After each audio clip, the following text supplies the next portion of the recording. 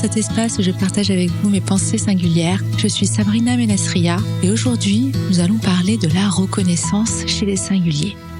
Alors la reconnaissance, c'est un vrai sujet parce que quand on est singulier, on est intense et généralement, on dépasse les normes, les standards, etc. pour chercher à comprendre, apporter des solutions.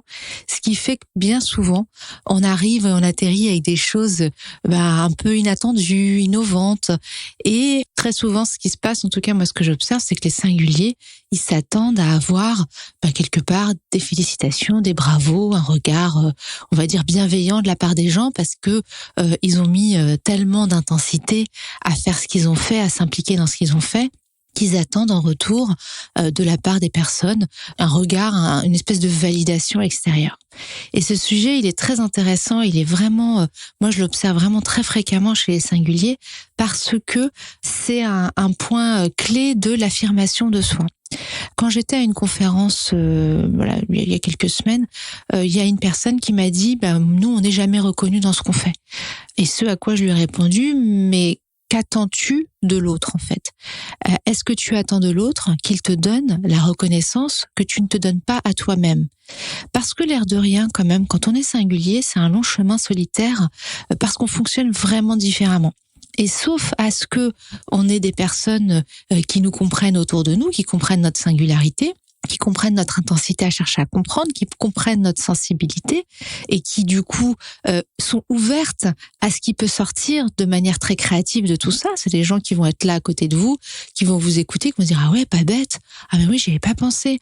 Ah oui, quand même. » Et bien ça nécessite une certaine ouverture d'esprit.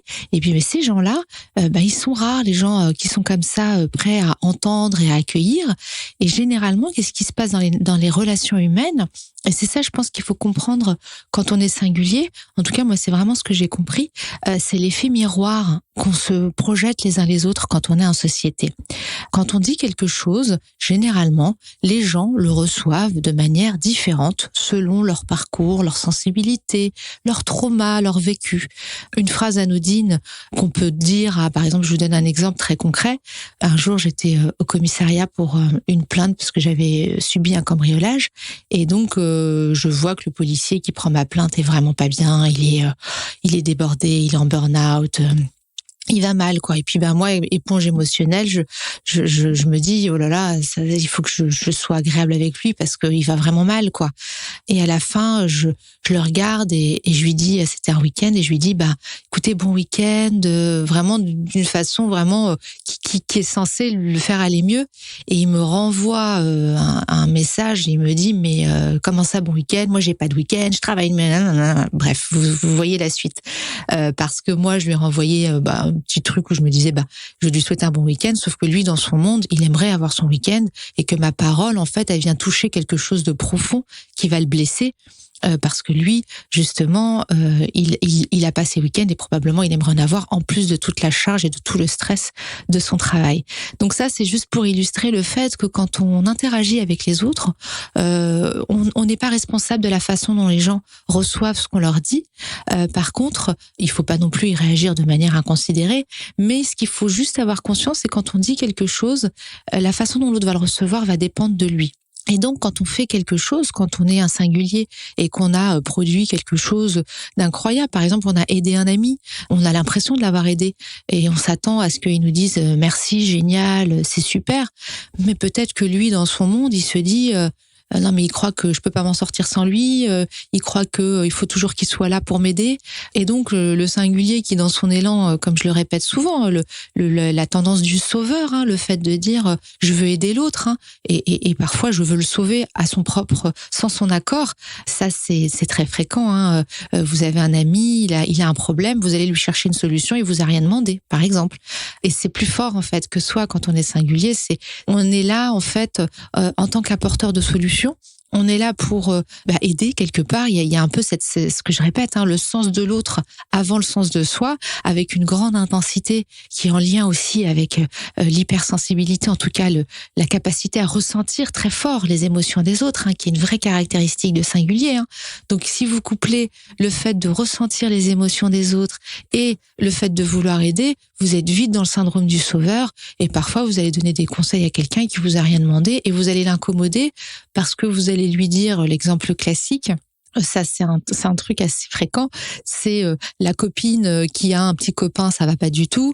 Et puis, du coup, qu'est-ce qu'on fait quand elle raconte ces histoires où on se rend bien compte que le petit copain est pas sympa et que elle est dans une relation qui est toxique.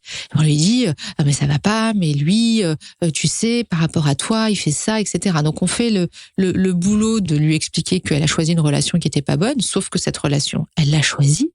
Et donc, on arrive un petit peu en juge, en lui expliquant, en tout cas, elle le reçoit comme, t'es en train de juger ma relation. Donc, c'est pas du tout l'objet, quand on est singulier. Enfin, la démarche du singulier, c'est de dire, attends, faut que je lui dise, parce que là, elle va pas bien, cette relation va la mener à sa perte, et moi, il faut vraiment que je l'aide, quoi. Je peux pas la laisser comme ça. Mais la personne, elle a choisi sa relation, elle est dedans, et elle a peut-être juste envie de parler et de dire qu'elle en a marre, elle a juste envie de vider ses émotions chez vous, quoi. Donc, le côté j'ai aidé la personne, et du coup, elle va me renvoyer une image de merci, grâce à toi, etc. On peut s'asseoir dessus très fréquemment parce que la nature humaine est ainsi faite que quand vous interagissez avec quelqu'un, vous ne savez jamais la façon dont il va recevoir vos conseils et ce que vous lui dites. L'essentiel étant évidemment que votre intention soit la bonne et que vous soyez dans une logique de bienveillance vis-à-vis de l'autre, ce qui est souvent l'élan du singulier, c'est d'aider. Et l'aide, généralement, ça part d'un bon sentiment, même si quand on sauve, généralement, on n'aide pas. Donc ça permettra probablement pas d'obtenir de la reconnaissance de cette personne-là, puisque elle va se braquer, elle va même faire de vous peut-être un ennemi, et pire encore, elle va peut-être s'éloigner de vous en se disant, c'est le témoin gênant de ma relation. Moi, si je veux continuer cette relation, sachant ce qu'elle m'a dit de ma relation, moi, je vais essayer de couper les ponts avec elle parce que elle va continuer à me juger. Donc, soyez vigilants sur cet aspect de reconnaissance. La reconnaissance des autres leur appartient. Et pour un singulier, ce qui est vraiment important, c'est de se donner à soi-même sa propre reconnaissance. Parce que le fond du problème, en fait, quand on cherche une reconnaissance extérieure, en fait, c'est qu'on demande à l'autre de nous prouver notre propre valeur. On lui dit « valide-moi ». On lui dit « dis-moi que ce que j'ai fait, ça a été utile. Renvoie-moi cette image de l'énergie que j'ai mis vers toi, finalement, elle n'est pas perdue. » Et puis, vu que, évidemment, un singulier, c'est avant tout très intense, et du coup, ça met beaucoup d'énergie. Donc, toute cette énergie que j'ai mise à ton service, ou c'est pareil pour les entreprises, toute cette énergie que j'ai mis à essayer de résoudre ce problème, à essayer d'apporter du changement, parce que moi, je suis singulier, je fais pas les choses à moitié. Donc, quand je les fais à fond. Donc, j'ai bien conscience que tout ce que je donne, c'est beaucoup, beaucoup d'énergie. Et donc, dis-moi, au moins, valide-moi, dis-moi que c'est bien. Et puis, c'est ce que je vous dis. Parfois, oui, ça veut pas dire qu'on peut pas l'obtenir. Parfois, c'est super, t'as fait un boulot énorme, etc. C'est génial. Écoute, le conseil que tu m'as donné hier, moi, j'ai trouvé que c'était hyper utile. Merci, etc. Mais vous conviendrez que généralement les gens sont plus avares en compliments qu'en critiques. Donc c'est pas non plus dans la société quelque chose de très courant de complimenter comme ça. Les Américains le font très bien. En France, nous on a plutôt une mentalité d'ingénieur et un esprit critique très aiguisé. Donc on va plutôt ce qui va pas. Donc dire féliciter, dire c'est super, etc. C'est pas super culturel quand même chez nous. Donc tout cela se cumulant, forcément, si vous attendez ça de vos interactions avec l'entreprise, avec les gens, avec vos amis, avec même votre conjoint, votre conjointe, vous risquez très souvent d'être frustré et déçu. Et ça, c'est un petit peu une constante, j'ai envie de dire, chez les singuliers. La déception et la frustration de pas avoir reçu ne serait-ce qu'un petit OK, un petit super à la hauteur de ce qu'on a donné. Mais avant tout, et c'est ça, je pense, qui est important de souligner, c'est que votre valeur, en fait, il y a que vous qui pouvez vous la donner. Il y aura très peu de gens qui pourront comprendre ce que vous apportez. Il y aura très peu de gens qui sauront vous renvoyer un effet miroir que j'appelle reformant et pas déformant, et qui pourront vous apporter, par leur bienveillance et par leur compréhension de ce que vous apportez, un retour qui soit positif et qui soit un miroir reformant. Il y a plusieurs aspects à ça. Ce qui peut être fait aussi, c'est de côtoyer un peu plus de personnes singulières, par exemple, parce que quand on est singulier, on est rare dans la population. Ça va entre 10 et 15%, c'est un chiffre qui inclut les hypersensibles, les très créatifs, sachant qu'il n'y a pas d'études sur ce sujet, je tiens à le souligner. Donc forcément, en tout cas par rapport à la majorité des interactions, vous aurez une personne sur 10, grand maximum, qui pourra être là à vous comprendre, et donc il peut y avoir un sentiment de solitude, en tout cas d'être seul à fonctionner comme ça, et un besoin de reconnaissance qui du coup est encore plus fort. Et c'est aussi pour ça que avec Karina Messaoudi et Vanessa Soulier, on a créé l'association Les Singulières, qui est une association mixte, évidemment, parce que sincèrement, on peut pas se couper de la moitié de l'humanité pour essayer d'apporter plus de féminin, ce qui est un peu notre démarche. Mais dans l'absolu, on relie des personnes singulières et en fait, on se rend compte que le miroir reformant fonctionne extrêmement bien, que les uns les autres se renvoient une image de compréhension du mode de fonctionnement de l'autre, tout simplement. Et puis cette aide-là, elle est, comme je dis, c'est pas pisser dans un tonneau, quoi. L'aide qui est apportée entre personnes singulières, généralement, elle est dans le même élan que ce que je viens d'évoquer, avec la même envie d'aider, mais avec une capacité à recevoir et une ouverture chez les singuliers qui est là et qui permet de mieux se comprendre. Donc ça peut être pour avoir cette reconnaissance, ça peut être de s'entourer de personnes qui fonctionnent un peu comme nous, par des associations. Alors moi, je citais singulières, mais il y en a beaucoup, par vraiment des prises de contact. Quand vous voyez qu'avec quelqu'un, ça accroche bien, que vous êtes sur la même longueur d'onde et qu'il y a quelque chose, n'hésitez pas à garder ce type de relation, parce que c'est des relations qui vont vous faire vous sentir beaucoup moins minoritaire et beaucoup plus compris et plus reconnu. Mais ce qui me semble être vraiment important, et je l'ai dit plusieurs fois, c'est qu'en réalité, la seule personne qui peut vous donner de la valeur, de la reconnaissance, c'est vous-même.